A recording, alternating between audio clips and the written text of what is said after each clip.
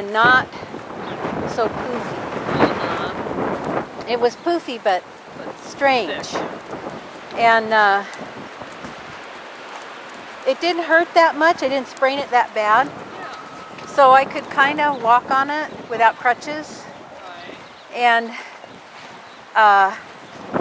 the next day, I went to bed that night, and a couple days later, I woke up and my heart was pounding like it was going to come out of my chest. I didn't feel any pain. Thinking, and you wouldn't even associate this with an ankle. No, I didn't feel any pain, but it was pounding, pounding, pounding. So I laid on my right side so that my heart was up. And I thought, well, I'm just going to stay here until it calms down. And evidently, I'm sure that's when the clot was going through. So it finally slowed down, and I seemed okay, and I'm thinking I should probably at least get an appointment with the doctor and find out what the heck's going on. And I thought, okay, I'll feed the horses, and then I'll come in and take a shower. And luckily, Bob was off that day. It happened to be like President's Day. And so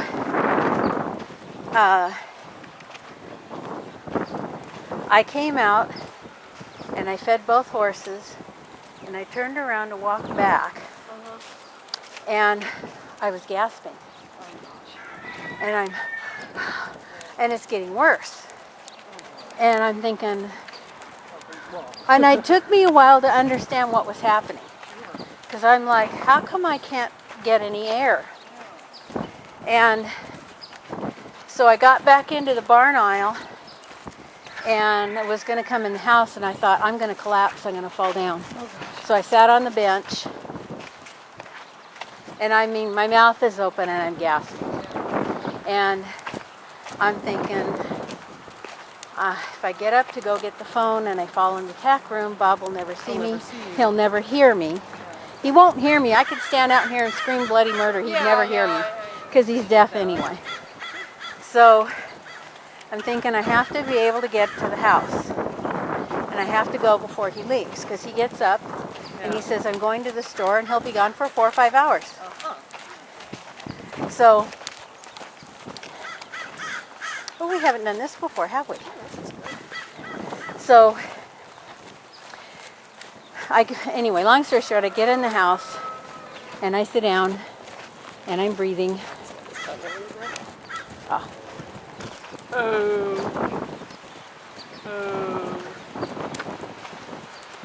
Figure it out. Let's see if he'll figure it out.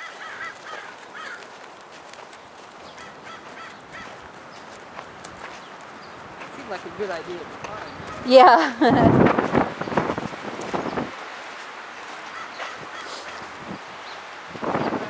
So I tell him, I think he fixed it. Want me to check? Yeah.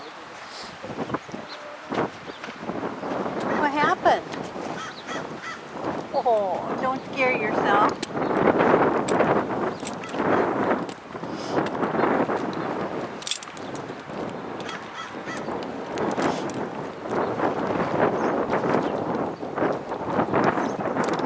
It's under.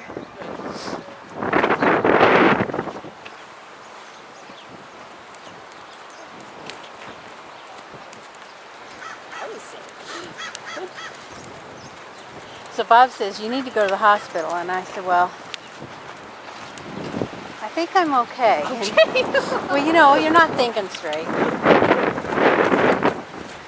it's a good thing he was. So I said, I have to think. He says, okay. And I said, but you're going to have to put a chair in the shower because I don't think I can stand up. So I got a shower. And then I had him park the car on the front lawn. And I had to take a chair and set it on the porch and sit down like twice before I could get in the car. Wow. So then he got me to the hospital, and then went in and told him what was going on. Came out with a wheelchair. I felt like such a dope. Wheelchairs are kind of humiliating. And I go in. Does it again.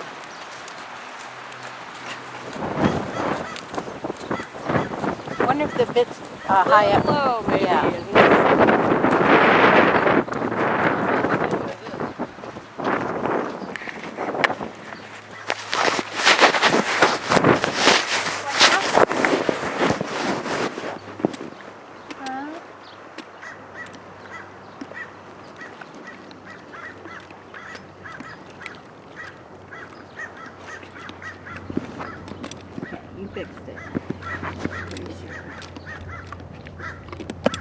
pick it up one on this Nifty side. how that adjusts down there. It's Yeah. a weird bridle, but that's a really cool thing. It's a John Lyons bridle. That's interesting.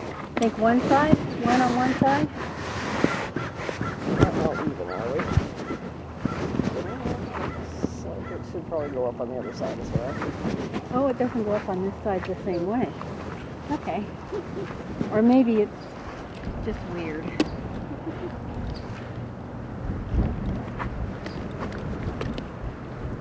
I went to a clinic with a guy, Ed Thornton, that trains with John Lyons. Yeah, he's Yucca Valley. And was on around 10 years, and at the time I had the mare, and she was pregnant with him. And I had